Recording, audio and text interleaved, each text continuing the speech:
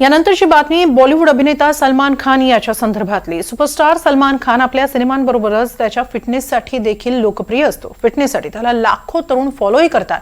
मात्र सलमान खाननं त्याच्या एका गंभीर आजाराबाबत नुकताच एक खुलासा केलाय। सलमान खानला ट्रायजेमिनल न्यूरल्जिया, ब्रेन अॅन्युरिझम आणि एव्ही मालफॉर्मेशन हे आजार आहेत। यातला ब्रेन अॅन्युरिझम हा मेंदूशी संबंधित गंभीर आणि जीवघेणा आजार आहे। एका कार्यक्रमात सलमान खाननं स्वतः या आजारांबाबत उलगडा केलाय। दरम्यान सलमान खानला झालेला हा गंभीर आजार नेमका काय आहे पाहूया एकदा। ब्रेन अॅन्युरिझम आजार काय आहे ते पाहतोय। मेंदूतील रक्तवाहिन्यांमध्ये सूज येते, रक्तवाहिन्या कमकुवत होतात, कमकुवत रक्तवाहिनीच्या ठिकाणी गाठ होते, रक्तदाब वाढल्यास ही गाठ फुटण्याची भीती असते, गाठ फुटल्यास मेंदूमध्ये रक्तप्रवाह होतो, अशावेळी रुग्णाचा मृत्यू होण्याची शक्यता असते।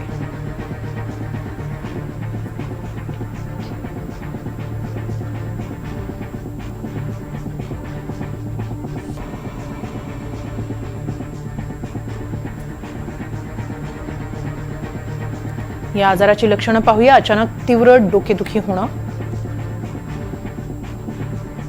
मान अवघडणं,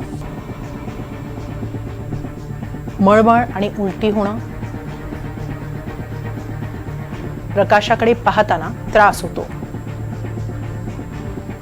डोळ्यांमागे वेदना किंवा दबाव जाणवतो, नजर कमजोर होते किंवा दृष्टी जाते,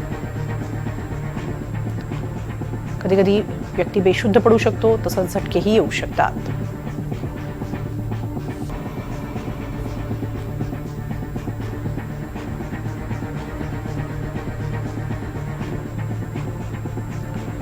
हा आजार का होऊ शकतो पाहूया। धूम्रपान, उच्च रक्तदाब यामुळे ब्रेन अॅन्युरिझम होऊ शकतो। कुटुंबात कोणाला तरी ब्रेन अॅन्युरिझम असल्यासही या आजाराची शक्यता असते। अनेक वेळा जन्मतःच रक्तवाहिन्या कमकुवत असतात किंवा डोक्याला दुखापत होऊनही हा आजार होऊ शकतो।